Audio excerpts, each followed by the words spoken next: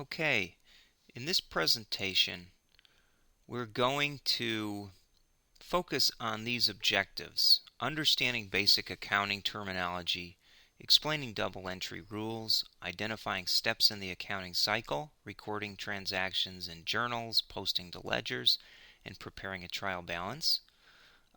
We'll attempt to explain the reasons for preparing adjusting entries. We'll prepare financial statements from the adjusted trial balance, prepare closing entries, and then explain how to adjust inventory accounts at year end. So let's get started.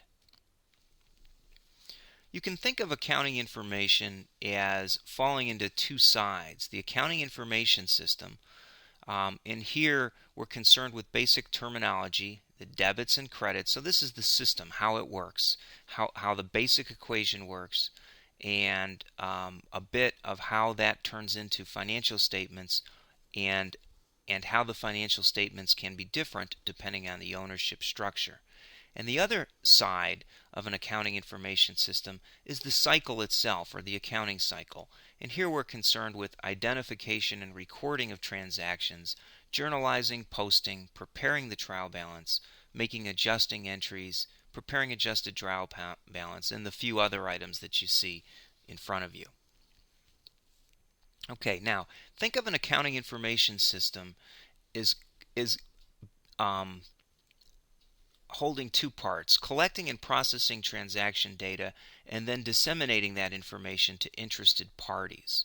Okay, it helps managers answer questions like how much and what kind of debt is outstanding, were sales higher this period than last, what assets do we have, what were our cash inflows and outflows, and did we make a profit? Alright, there's some basic terminology that you see on this screen, and I think we'll cover those one at a time. An account shows the effect of transactions on a given asset, liability, equity, revenue, or expense account. Okay, double entry accounting system is the two-sided effect, right? For any debit, we have an equal credit, or if we have a credit, then we have an equal debit. Recording done by debits, if we debit at least one account, we must at least credit another, so that on any transaction, debits must always equal the credits, at least in terms of total dollar amounts. We can have one account debited and two credited, or two accounts debited and one credited. That doesn't matter, but the dollar amounts of the debits must equal the dollar amounts of the credits for every single transaction. Okay, an account is an arrangement that shows the effect of transactions on the account. Think of debit as meaning left, and think of credit as meaning right. Don't think of those as being increase, decrease, good news, bad news. Just simply think of them as debit meaning left and credit meaning right. And an account can be illustrated in a T form, right? The account name is across the top of the T, debit on the left side, credit on the right side.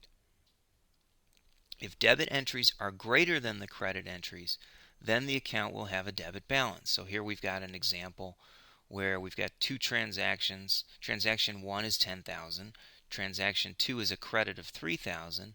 Transaction 3 is another debit of credit of $8,000. So as a result, the debits of $18,000 less the $3,000 of credits total $15,000. So we have a debit balance. Now, the same is true of credits. If the credits exceed the debits, then we have a net credit balance. So here we've got 11,000 in total credits, 10,000 in total debits. So the net balance is a credit balance of $1,000. All right, so a little summary here. If the normal balance has a debit account, the type of account is an asset or expense account. If the normal balance has a credit account, then that type of account is a liability, an equity and revenue, or a revenue account. And what you see is normal balances have increases, right? So debits have a normal debit balance, they increase with a debit, credits decrease them, and we see just the opposite on a credit balance. An increase with the arrow pointing up means it has a normal credit balance. Okay, so here's the rules of debits in front of us. Debits increase, so assets have a normal balance, that's a debit. so do expenses. They behave the same way. Now, liabilities, equity, and revenue all decrease with debits, so their normal balance is a credit.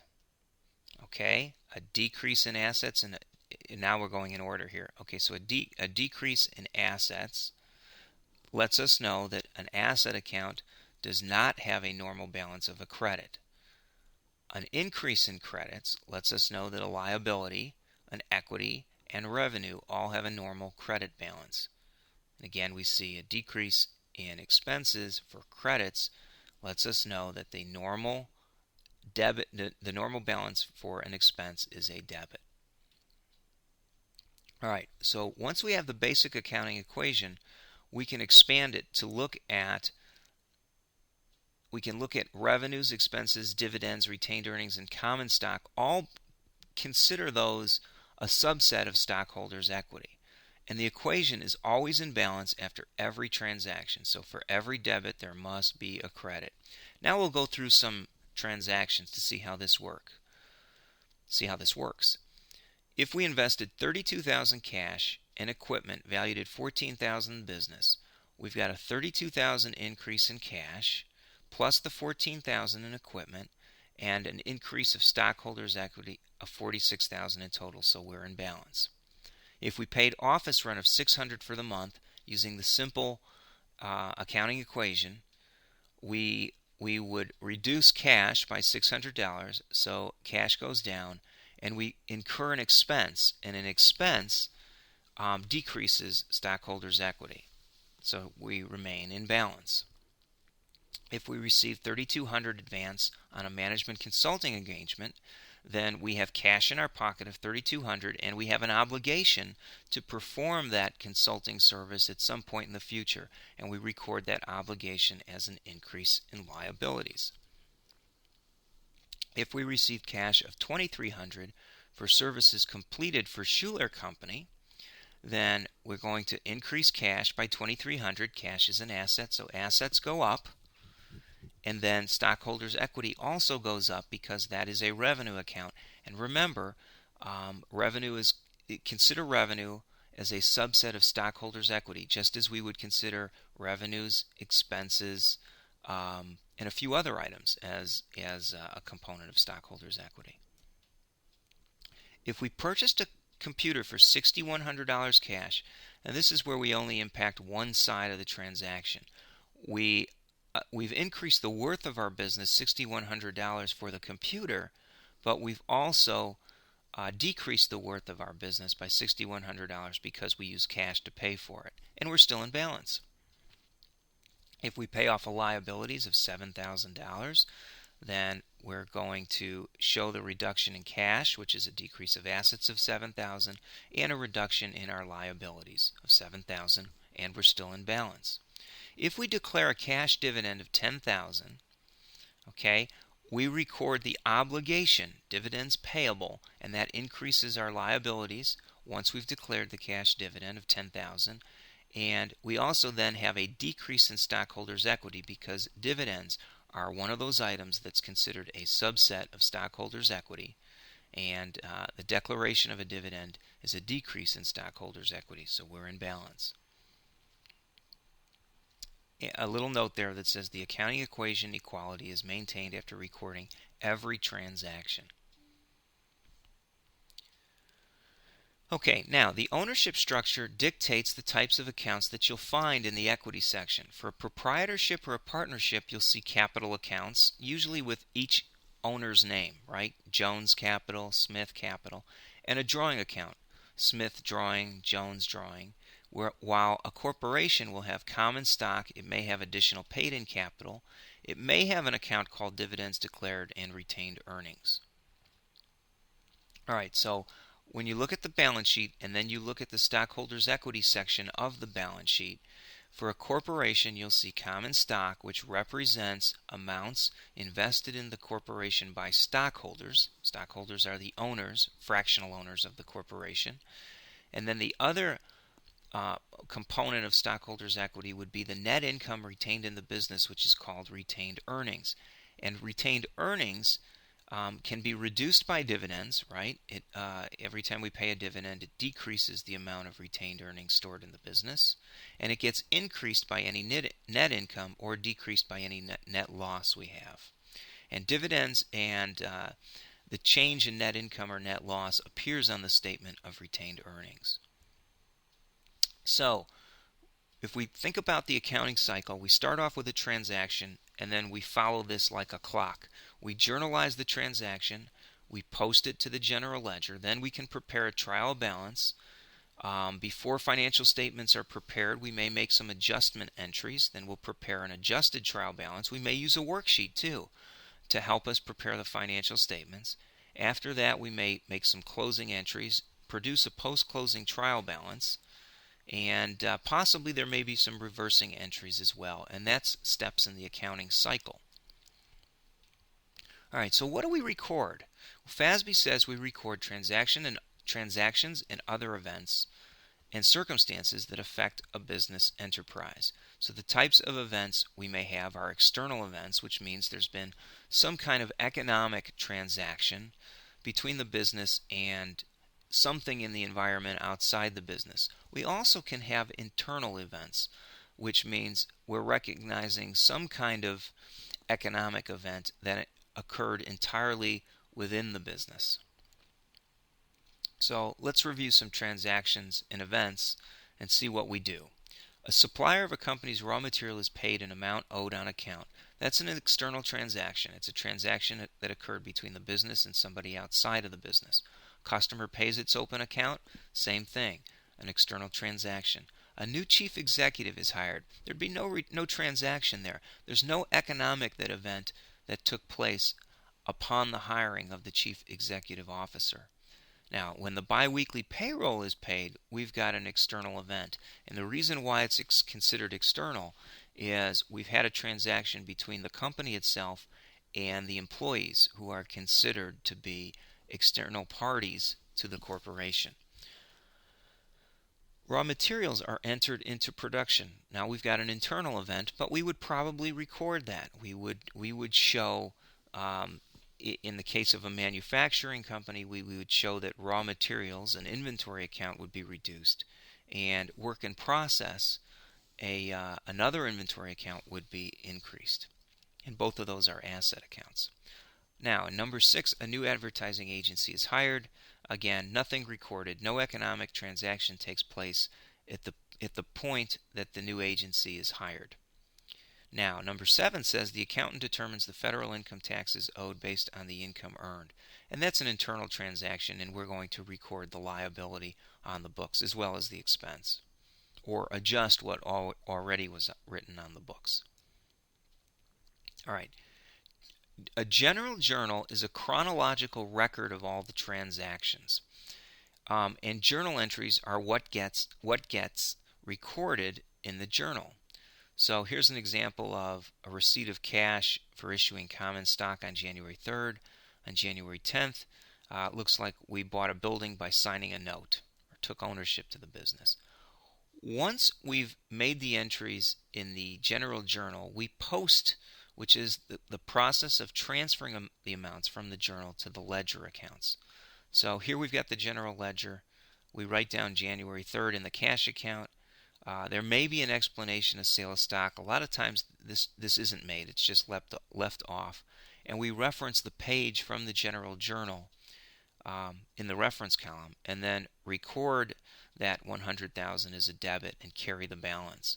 Okay? Now, with computerized system, this may all happen automatically. It may handle in batch. I've seen both work in practice. But in a manual system, this shows how it would work in a paper-based system. But conceptually, the same type of events are happening in a computerized system. And then we go back and we write the account number on the general journal, and that way we know that it's been posted. Okay, once we've made entries and posted, we could produce a trial balance, which is a list of the accounts, all the accounts, and their balances. And it's used to provide a quality of debits and credits. Now, if every transaction was made the right way and we've posted everything correctly, our trial balance should be in balance. Adjusting entries involve adjustments made before financial statements are produced, usually to support accounting's two principles of revenue recognition and the matching principle. Revenues will be recorded in the period in which they are earned. Expenses are recognized in the period in which they are incurred. And adjusting entries make the attempt to match the expenses to the revenues. Okay? We've got four classes of adjusting entries. Under the topic of prepayments, we may have prepaid expenses, which are expenses paid in cash and recorded as assets before they're actually used or consumed. We may also have unearned revenues, which means a customer has paid us revenues received in cash, and we record the liability or obligation to fulfill it, whatever it was we said we would do, before they are earned. So the typical example is a landlord that receives rent money on the first of the month, and on the 30th it gets earned throughout the month. So maybe at the end of the month we make an adjusting entry, moving the funds that appeared under unearned revenues as a liability to the revenue account, showing that the landlord actually made some money or recorded the revenue for the rent for the month. Okay, accruals, the third class of adjusting entry, are revenues earned but not yet received in cash or recorded. And then we also have accrued expenses, which are expenses incurred but not yet paid in cash or recorded. All right, so payment of cash that is recorded as an asset because the service or benefit will be received in the future is the prepaid expense adjusting entry. And we see prepayments often occurring related to insurance, supplies, advertising, rent. I gave that as an example. Maintenance on equipment, and even fixed assets. So, as an example, on January 1st, the Phoenix Corporation paid $12,000 for 12 months of insurance coverage.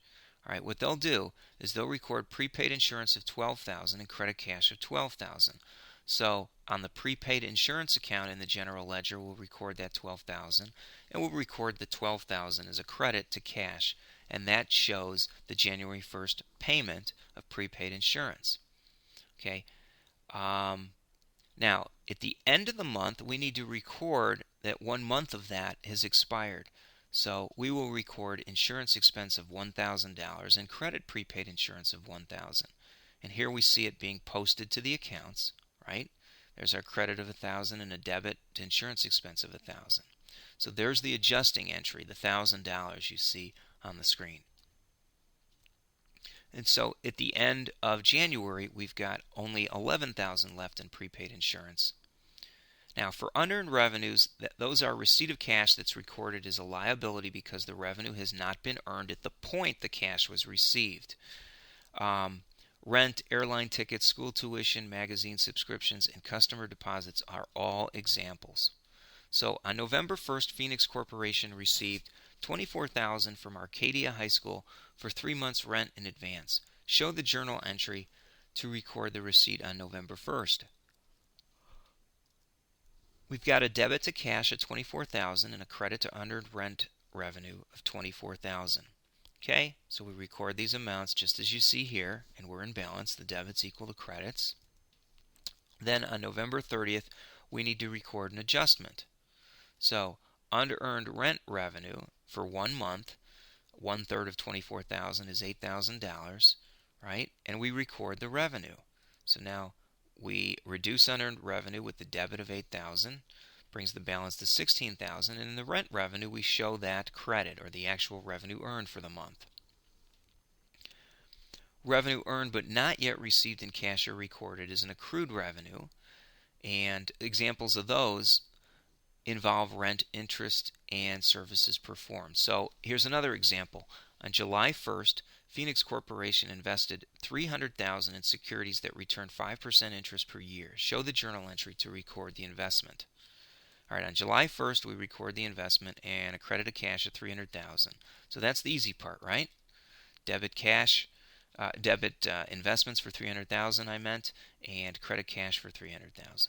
And then we need to show the adjusting entry on July 31st. So now we need to show that we're expecting interest to be received 5%. So 5% of 300,000 times 1/12, right? 5% is stated on an annual amount, so we need to take 1/12 of that, and we record the interest receivable with a debit of $12.50 and a credit of $12.50 to interest revenue. Expenses incurred but not yet paid in cash or recorded are accrued expenses. Examples of these usually involve rent, interest, taxes, salaries, and even bad debts. All right, so on February 2nd, Phoenix Corporation borrowed $200,000 at a rate of 9% per year. By the way, if it doesn't say per year, always assume the rate is stated on an annual basis unless it tells you otherwise. Interest is due on the first of each month. Show the journal entry to record the borrowing on February 2nd. All right, so on February 2nd, we receive the $200,000 and we record our obligation under notes payable. And now we'll show that on cash and notes payable. Okay, so a debit to cash, a credit to the obligation notes payable. On February 2nd, they borrow $200,000 at a rate of 9%. Interest is due on the first of each month. Here's what the adjusting journal entry looks like at the end of the month. We would record 9% times 200,000 divided by 12 to come up with just a monthly amount of $1,500. Okay, interest expense would be debited, showing that portion of that obligation that relates to February, right? The expense associated with the fact that we borrowed this money. And we would record the obligation and interest payable. Even though we haven't paid it yet, if we wanted to produce financial statements at the end of February, we need to make this adjusting entry, which essentially is an illustration of how we're following the matching principle. We're matching the revenues, which is whatever occurred during February, to the expenses, and we can reasonably assume that 1/12 of the $200,000 at 9% represented interest expense for the month of February. All right, then we get to the adjusted trial balance, where after we've made adjusting entries, we simply list, let me step back here, we list all the balances of all the accounts.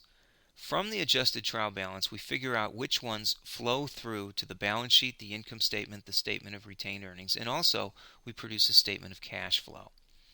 Okay, so this chart here shows which items go where, and we see the top part of the adjusted trial balance winds up on the balance sheet, right? And then all of the owner's equity components, which include sales and expenses as well as dividends declared, will find its way to liabilities and stockholders' equity on the balance sheet, but in a summarized portion. And we'll also see that specifically the income statement items, the selling expense, and the expenses, the revenues and expenses will show up on the income statement. Okay? And the statement of retained earnings is what I call, it's a proof statement. We start off with a beginning and then we prove the balance from the beginning to the end. So it includes the increases from net income, and it backs off any dividends that we had, and it produces the ending statement of retained earnings, and then that ending statement of retained earnings will show up on the balance sheet. Now, once we've produced the financial statements, we may make closing entries, and they reduce the balance of any income statement accounts, that's the revenue expenses, to zero. The purpose is to transfer net income or net loss to the owner's equity, and the balance sheet accounts are considered permanent accounts and they're not closed. And dividends are closed. They're considered a temporary account, but they flow directly to retained earnings account, not to an income summary account, which is often used in the closing process. All right, so we've got this adjusting trial balance in front of us, right? We've got some asset accounts, some liabilities. The 300 series are the equity accounts, 400 are sales, and 500 are the expenses. And that's a pretty standard format that many small businesses will use in terms of the numbering scheme of the accounts. And we prepare the closing entries from the adjusted trial balance. So here's what we do. We debit sales, we debit interest income, the two credit accounts, right? and we credit an account called income summary.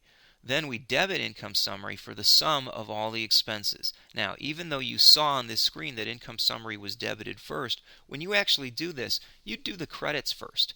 But normally debits are written first, so you would enter the credits, leaving room so that you could total all those credits, cost of goods sold, salary expense, and depreciation expense, and then write down the income summary on top of it. And then finally, once we have that, we would compute the balance of the income summary and close it to retained earnings. So you see that income summary really only exists during the closing process. It starts off empty, then revenues are closed to it, expenses are closed to it.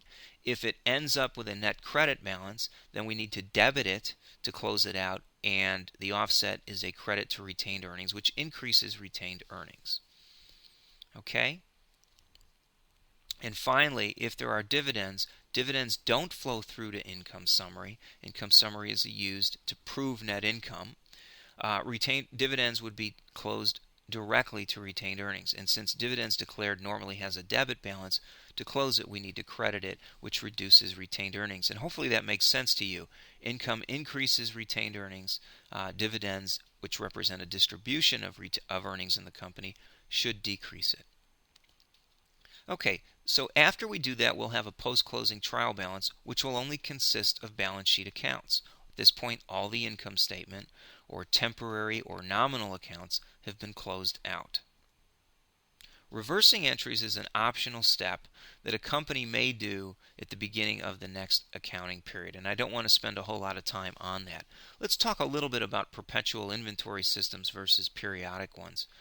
With a perpetual inventory system, which are far more common today, and I think the main reason for that is cheap computing power is available. If we went back 20 or 30 years ago, we would see more periodic inventory systems. But today, with the price of PC and software dropping substantially from what it was before the PC was invented,